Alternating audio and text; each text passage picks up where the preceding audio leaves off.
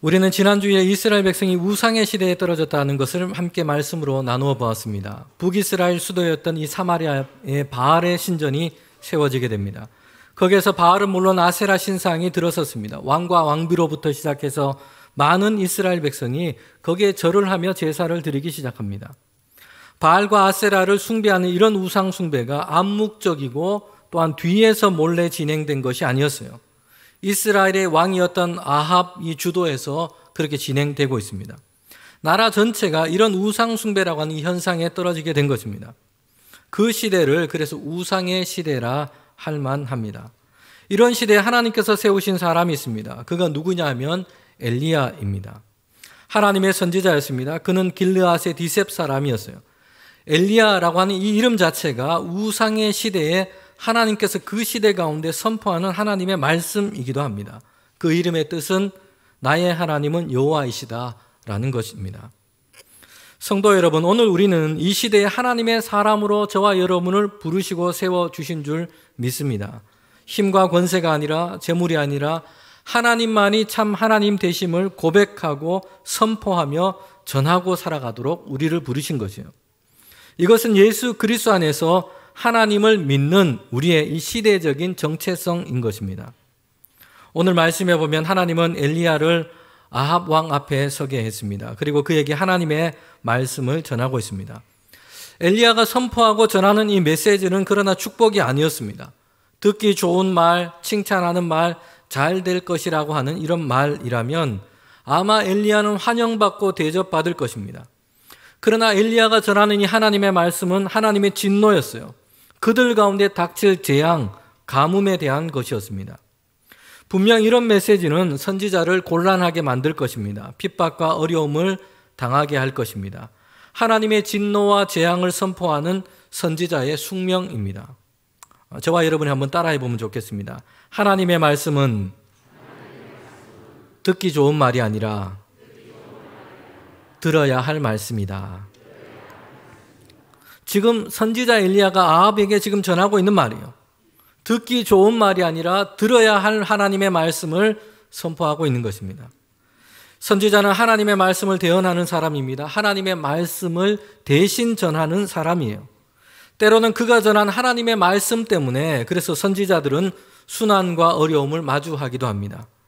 예수님께서 제자들을 파송하시는 그 말씀이 마태복음 10장에 기록되어 있습니다.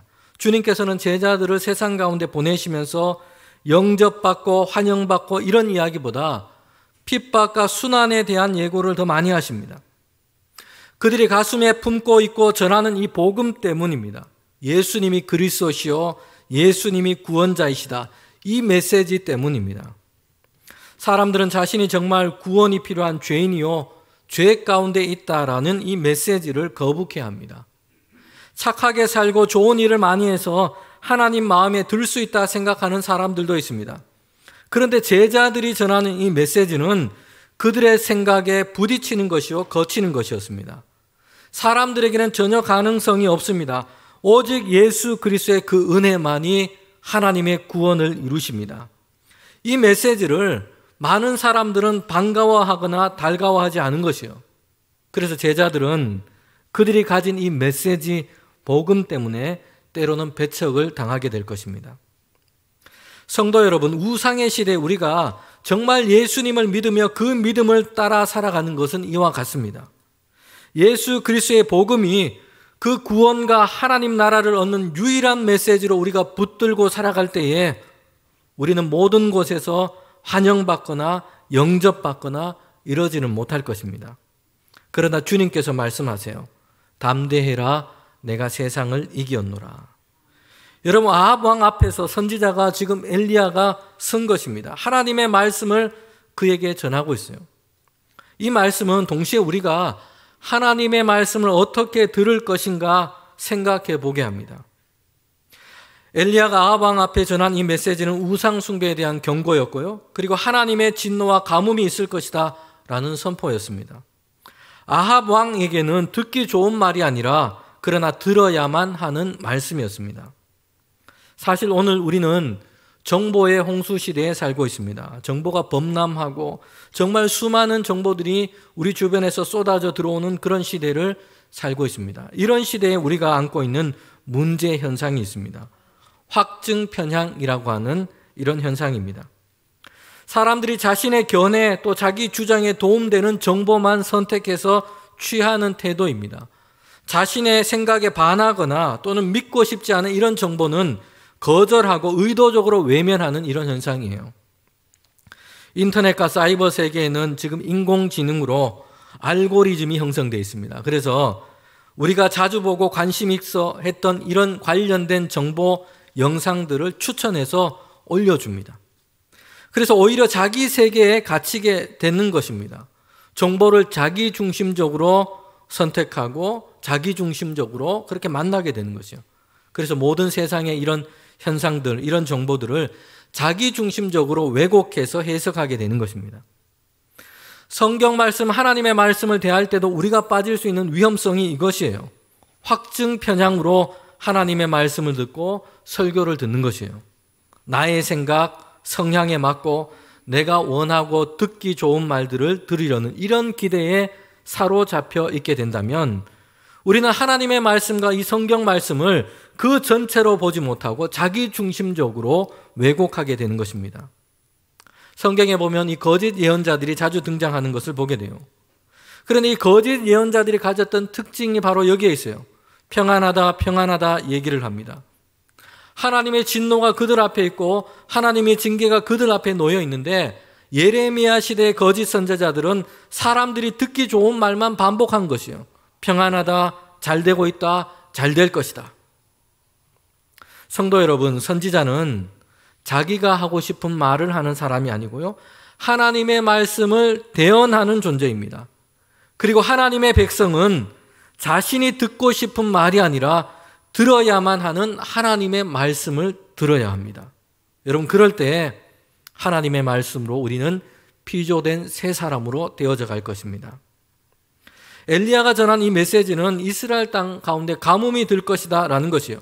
우상 숭배에 빠져 있는 이 이스라엘 백성을 향한 하나님의 진노였습니다.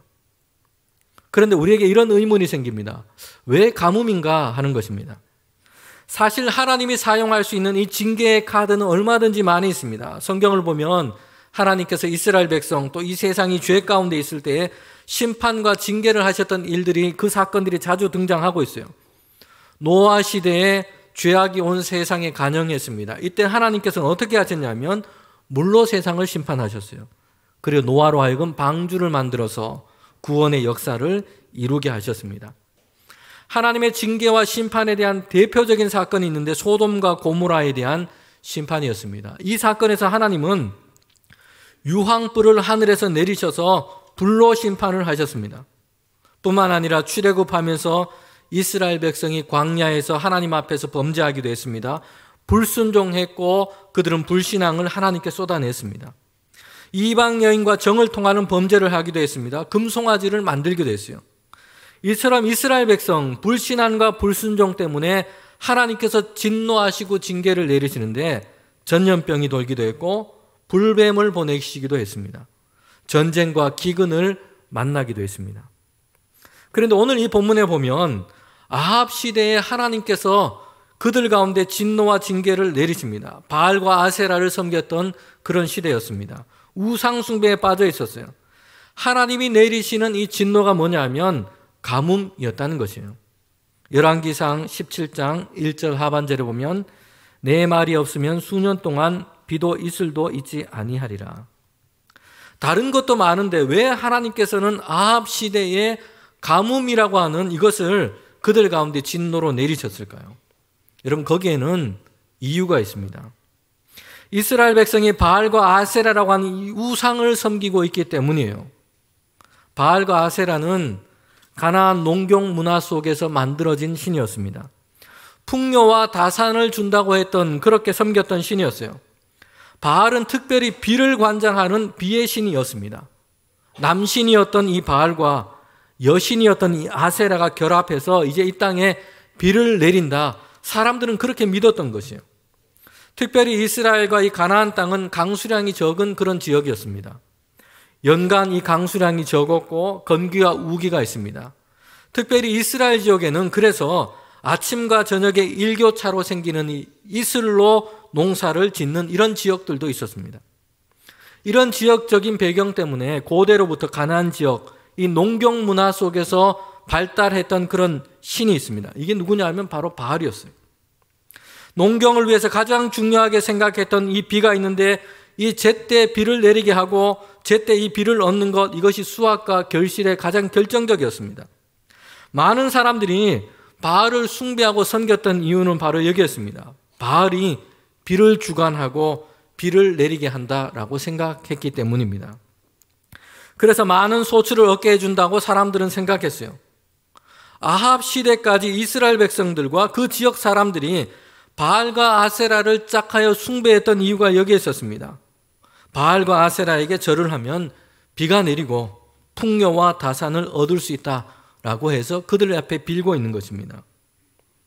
여러분, 하나님은 이렇게 바알과 아세라를 섬기는 이 이스라엘 백성 가운데 비와 소출과 다산을 위해서 바알과 아세라를 섬기며 우상을 숭배하고 있는 이들 가운데 역으로 가뭄을 내리신 것이에요. 그렇게 하시면서 하나님이 뭘 하시기를 원하시는 걸까요? 가뭄을 통해서 바알과 아세라라고 하는 이 우상의 실체를 지금 드러내시는 것입니다. 바알과 아세라는 전혀 능력이 없는 존재입니다. 참신이 아니라 사람들이 만들어낸 것뿐이에요. 그들에게 비를 내릴 능력과 수확을 줄 능력이 바알과 아세라에는 없습니다. 이스라엘 백성이 절하고 제사하고 있는 그것은 사람들이 만들어 놓은 조각상일 뿐인 것입니다. 시편 115편 4절부터 8절에 보면 이렇게 말씀합니다. 그들의 우상은 은과 금이요 사람들이 손으로 만든 것이라 입에 있어도 말하지 못하며 눈이 있어도 보지 못하고 귀가 있어도 듣지 못하며 코가 있어도 냄새를 맡지 못하며 손이 있어도 만지지 못하며 발이 있어도 걷지 못하며 목구멍이 있어도 작은 소리조차 내지 못한 은이라. 우상을 만드는 자들과 그것을 의지하는 자들이 다 그와 같으리로다. 하나님께서는 바알과 아세라를 비와 풍요의 신으로 섬기는 이 이스라엘 땅 가운데 가뭄을 내리셔서 지금 이것을 말씀하시는 거지요. 그들은 거짓신이요 능력이 없다. 사람들이 만들어 놓은, 손으로 만들어 놓은 우상일 뿐이다 라는 것이에요. 여러분, 그래서 어떻게 하라는 것입니까? 시편 115편 9절 말씀입니다. 이스라엘아 여호와를 의지하라. 그는 너희의 도움이시요 너희의 방패이시로다. 하나님은 이스라엘 백성 가운데 가뭄을 내리세요. 하나님의 말씀이 있기까지는 비도 이슬도 없게 될 것입니다. 가뭄을 통해서 이스라엘 백성이 잘못된 거짓신을 믿고 숭배하는 것, 이것을 깨닫게 하시는 거죠. 참되신 하나님을 보도록 하는 것입니다. 가뭄을 통해서 이스라엘 백성이 지금까지 그들이 믿고 의지했던 것이 잘못되었음을 보여주시는 것이에요. 우상의 실체를 드러내시는 것입니다. 하나님께서는 이스라엘에게 가뭄과 기근을 내리십니다. 하나님의 진노였어요. 무려 3년 6개월 동안 이 가뭄이 지속되었습니다. 이 시간을 통해서 이스라엘 백성이 깨닫고 알아야 하는 것이 있습니다. 비를 주신 분이 하나님이시고 이전에 수확과 소출을 그들 가운데 얻도록 하시는 분도 하나님이시구나 라는 것입니다. 지난 여름에 우리나라도 가뭄이 심했지만 유럽 대륙에는 큰 가뭄 때문에 어려움이 컸습니다. 특별히 유럽 대륙 안에 있는 큰 강들이 가뭄 때문에 말라서 바닥이 드러날 정도였습니다. 500년 만에 찾아온 최악의 가뭄이었습니다. 가뭄 때문에 강바닥이 드러나게 된 것이에요. 그러나 그 아래에 있었던 것이 감추어져 있던 것이 보이게 된 것입니다. 유럽 대륙이 말라가면서 그러자 강과 호수에 잠겨 있었던 것, 이 유적들이 발견되기도 했습니다. 스페인에서는 선사시대의 고인돌이 호수 아래에 있었는데 이제 물이 말라 드러나면서 발견되기도 했고요. 세르비아에서는 2차 세계대전 당시에 침몰했던 독일 군함이 그 모습을 드러내기도 했습니다. 물이 가득 찰 때는 몰랐습니다.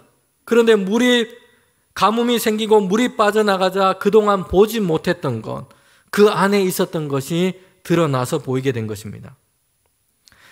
가뭄과 기근의 때에 이스라엘 백성이 보아야 할 것이 있습니다. 지금까지 그들은 당연한 것으로 알았어요. 깨닫지를 못했습니다. 내리는 비와 풍요, 그 수확이 마치 바알과 아세라에게 빌어서 그들 자신이 얻었다고 생각했습니다. 자신들의 수고와 노력으로 된 것이라고 생각했어요. 계절에 따라서 당연한 것이라고 생각했습니다. 그러나 하나님의 말씀이 떨어지자 이스라엘에는 가뭄이 닥쳤습니다. 수확과 결실을 얻을 수 없게 되었습니다. 이 일로 이스라엘 백성이 무엇을 알아야 합니까? 비와 소산을 지금까지 누가 허락하셨는가? 누가 주셨는가? 하나님이 주신 것입니다. 가뭄과 기근으로 사람들은 고통 가운데 있습니다. 탄식을 합니다. 힘들다고 아우성을 해요. 지금 당하고 있는 이 어려움만 보면서 소리칠 것입니다. 그런 가뭄 중에, 이런 어려움 중에 그들이 보고 깨달아야 할 것이 있습니다. 지금까지 얻고 가졌던 것, 그 어떤 것도 당연한 것이 아니라 하나님께서 우리에게 허락하셨다라는 것입니다. 성도 여러분, 2023년 시작하면서 뉴스나 신문을 보면서 올해를 전망하는 것을 보게 됩니다. 그런데 그 전망들을 보면 대다수가 별로 좋지 못하다는 것이에요. 주로 전하는 소식이 더 어려울 것이다 라는 전망입니다. 코로나 이후로 경기 침체가 심화되고 있고요. 전쟁으로 인해서 세계 이 시장은 여전히 큰 타격을 받고 있습니다. 그래서 그 전망이 그렇게 긍정적이거나 밝지 않아요. 경제적으로나 정치적으로 우리나라의 상황도 낙관적이지 않을 것이다 라고 전망합니다. 그런데 한편에서는 우리가 이 시간을 통해서 우리가 알아야 할 것, 우리가 깨달아야 할 지혜가 있습니다. 지금까지 몰랐어요. 강에 물이 가득 차 있을 때는 보이지 않았습니다. 경제가 성장하고 발전하고 점점 더 상황과 형편이 좋아지고 그럴 때는 몰랐어요. 내가 잘하고 있고 열심히 해서 그런 줄 알았습니다. 그런데 가뭄의 때를 지나면서 우리는 힘들고 어렵기도 하겠지만 우리가 깨닫고 알아야 할 것이 있습니다. 가뭄과 기근을 만나게 되어서 잊어버렸던 것, 이것을 우리는 다시 생각해야 합니다.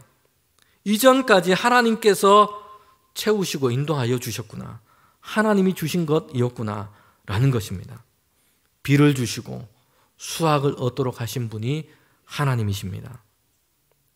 여러분, 하나님의 사람 엘리야의 등장은 사실 이렇게 멋있었어요. 강한 인상을 남겼습니다.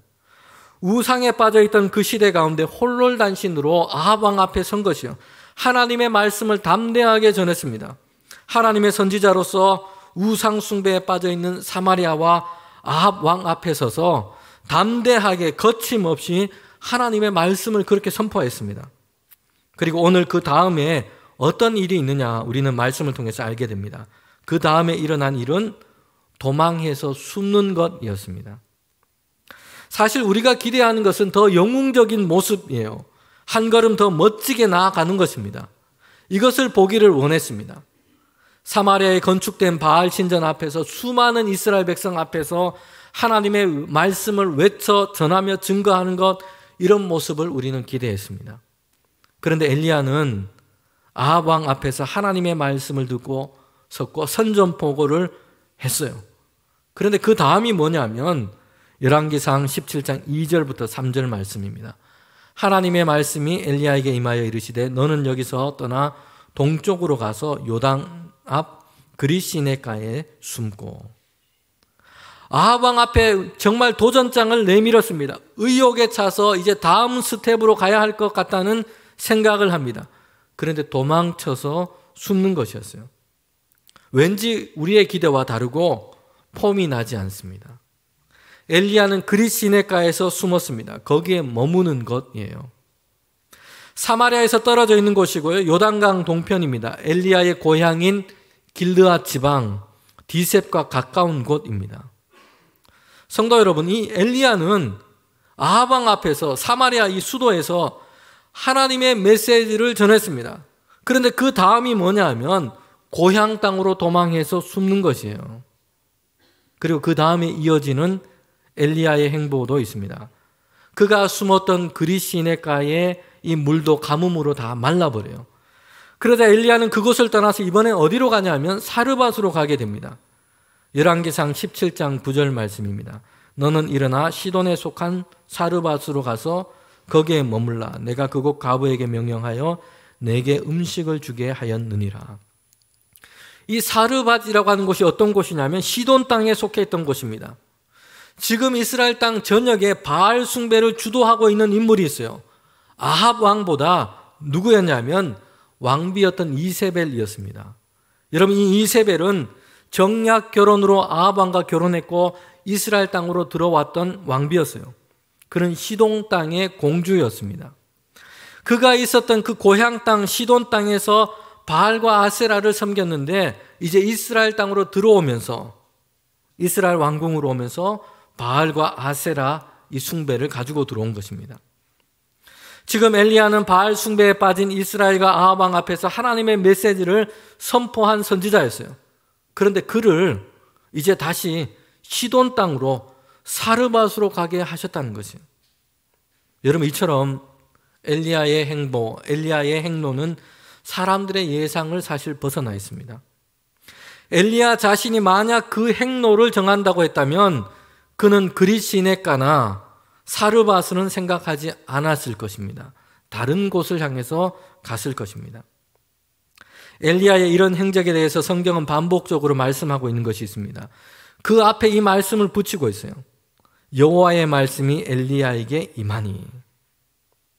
선지자로서 하나님의 이 메시지를 들고 아합 왕 앞에 선 것도 하나님의 말씀이 엘리야에게 임했기 때문입니다.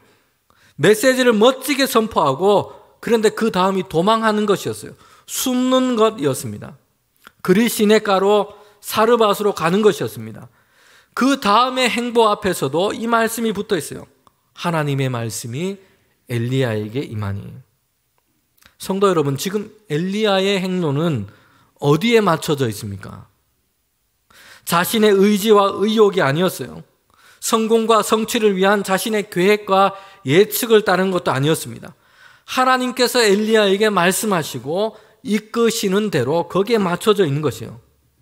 엘리야의 나아감과 물러남은 하나님의 말씀과 인도하심에 맞춰져 있는 것입니다. 우리는 이 모습을 출애굽하여 광야를 지나가게 하시면서 이스라엘 백성을 인도하신 그 하나님의 계획과 섭리 가운데서도 발견하게 됩니다. 여러분, 하나님께서 이스라엘 백성을 광야를 지나 가나안 땅을 가게 하셨어요. 광야라고 하는 것은 길이 보이지 않는 곳, 길이 없는 곳이에요. 그 광야를 지나서 가나안 땅을 향해 가게 하는데 하나님께서 그들을 인도하신 방법이 있습니다. 출애굽기 13장 21절 22절 말씀이에요. 여호와께서 그들 앞에 가시며 낮에는 구름 기둥으로 그들의 길을 인도하시고 밤에는 불 기둥으로 그들에게 비추사 낮이나 밤이나 진행하게 하시며 낮에는 구름 기둥 밤에는 불 기둥이 백성 앞에 떠나지 아니하니라. 여러분, 불 기둥과 구름 기둥으로 이스라엘 백성을 따르도록 인도하신 것입니다. 인도함을 따르는 것 쉬울 것 같습니까? 어려울 것 같습니까? 사실 이거는 어려운 일입니다. 왜 어려울까요? 인도함을 따르는 것은 전적으로 자신의 생각을 내려놓아야 하기 때문입니다. 여러분, 이것이 얼마나 어려운지 남성들은 잘 알고 있습니다. 여러분, 일반적으로 남성들은 길을 몰라도, 길을 놓쳐도 주변 사람들에게 잘 묻지 않는다고 합니다. 그러시죠? 운전하시다가도. 자신의 방향 감각을 믿고 또 별로 중요하지 않은 이런 일에 자존심을 내세우는 경향이 있습니다. 자기가 생각하기에는 저쪽으로 가야 할 것 같은데 저쪽으로 가는 것이 더 좋아 보입니다. 그런데 불기둥과 구름기둥이 다른 길로 인도하는 거죠. 자신이 생각하기에는 지금 체력이 좋아서 더 많이 가야 할 것 같은데 불기둥과 구름기둥이 거기에 멈춰서 버립니다. 그리고 이틀 동안 이동이 없어요. 인도함을 받는 것은 이래서 힘이 드는 것입니다. 하나님은 하나님의 사람 엘리야를 세우시는데 그 첫 번째 모습이 뭐냐면 하나님의 말씀을 따라 움직이는 것입니다. 지금 나서면 좀 폼이 나는지 어떤지 아니면 어디로 가면 안전하고 좋은지 이런 기준으로 하지 않고 하나님의 말씀을 기준으로 나아감과 물러섬을 결정하고 있는 것이에요. 인생의 행로와 방향을 결정하고 있습니다.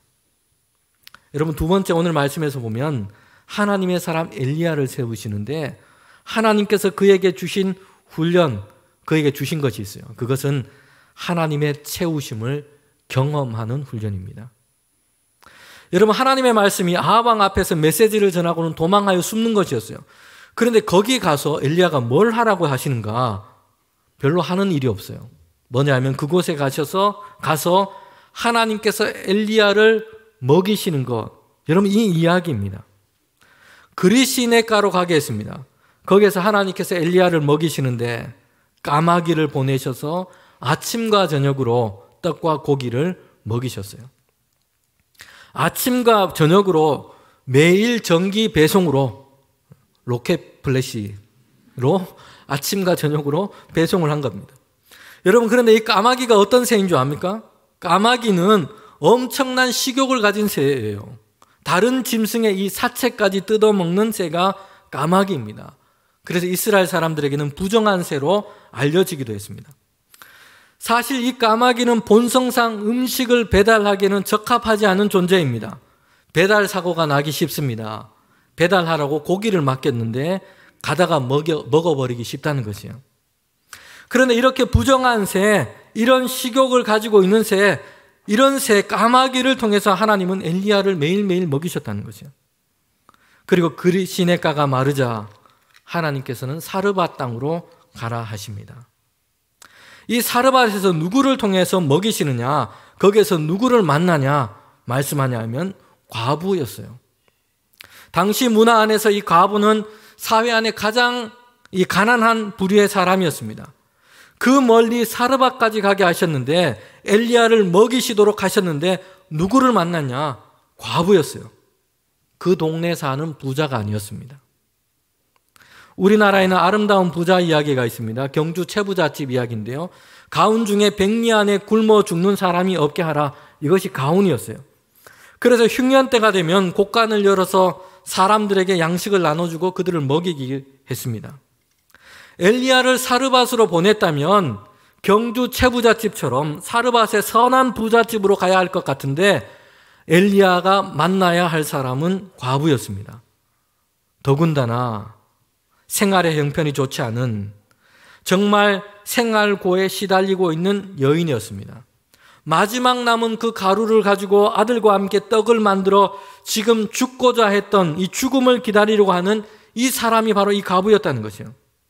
하나님은 엘리야를 이 여인에게 보내셨습니다. 거기에서 먹을 것을 얻도록 하셨어요. 여러분, 엘리야 입장에서 보면 어떨까요? 야, 내가 이렇게까지 해야 하나? 이런 생각이 들 정도예요. 가장 가난하고 연약하고 생활고 가운데 있는 이 여인, 과부를 만나게 하신 것이에요. 성도 여러분, 그런데 이 사르밧이라고 하는 이 뜻이 있습니다. 이 지역의 뜻은, 이 이름의 뜻은 정연하다, 재련하다, 물들이다, 염색하다라는 뜻입니다. 이 사르밧이라고 하는 이 동네가 무엇을 했고 무엇으로 유명한지를 보여주고 있습니다. 아마도 이 사르밧은 불순물을 재건하고 순금을 만들어내는 일, 또는 이 천을 염색해서 아주 아름다운 옷감을 만들어내는 일, 이런 것으로 유명했던 곳이었습니다. 하나님께서 이 사르밧으로 엘리야를 보내신 것이 있습니다. 이 지명이 엘리야에게 갖는 의미가 있어요. 사르밧으로 가는 엘리야, 단련되고 훈련시키는 하나님이세요. 그런데 엘리야를 무엇으로 훈련하고 무엇이 단련되도록 하시는 걸까요? 가뭄이 온 땅을 덮고 있습니다. 엘리야가 유대인들이 부정하다 생각했던 까마귀, 이방인에게 떡과 물을 얻고 있습니다. 가장 가난하고 어려운 상황에 떨어진 사르밧 여인이었어요. 사르밧 이 과부는 아무런 가능성도 대안도 될 수 없는 사람입니다. 마지막 남은 것을 이제 먹고 죽음을 생각하고 있습니다. 그런데 하나님은 이런 까마귀를 통해서도, 그 과부를 통해서도 엘리야를 먹이셨어요. 그리고 엘리야를 통해서 이 여인은 하나님을 만나게 됩니다. 그의 집에는 가뭄이 끝날 때까지 기름이 떨어지지 않도록 하나님께서 채우신 것입니다. 하나님은 가뭄이라고 하는 이 3년 6개월이라는 이 시간 동안 엘리야를 훈련시키셨어요. 여러분, 어떤 훈련일까요? 하나님이 먹이시고 하나님이 채우신다. 하나님이 살게 하신다. 이것을 믿고 신뢰하는 훈련이었습니다. 여러분, 성경에서 엘리야는 가장 위대한 선지자였어요. 이스라엘 역사 가운데 예언자, 선지자의 대명사라 할 수 있습니다. 그런 놀라운 능력과 기적을 행하기도 했습니다. 갈멜산에서는 850명의 이방 선지자들과 대적해서 승리를 하기도 했고요. 죽음을 경험하지 않고 하나님께로 승천했던 선지자였습니다. 그런데 이 선지자로서 엘리야의 시작점에서 하나님께서 엘리야를 훈련시키고 단련시키시는데 뭘 훈련시키고 단련시키시는 겁니까? 막 기적을 행하고 이적을 행하는 이런 능력에 대한 단련, 훈련이 아니었어요. 까마귀로도 먹이시고 사르밧 과부를 통해서도 먹이시고 가뭄이 끝날 때까지 기름이 떨어지지 않도록 채우시는 하나님. 하나님을 경험하도록 하시는 것이요. 하나님의 채우심을 경험하고 하나님을 믿고 신뢰하는 훈련이었던 것입니다.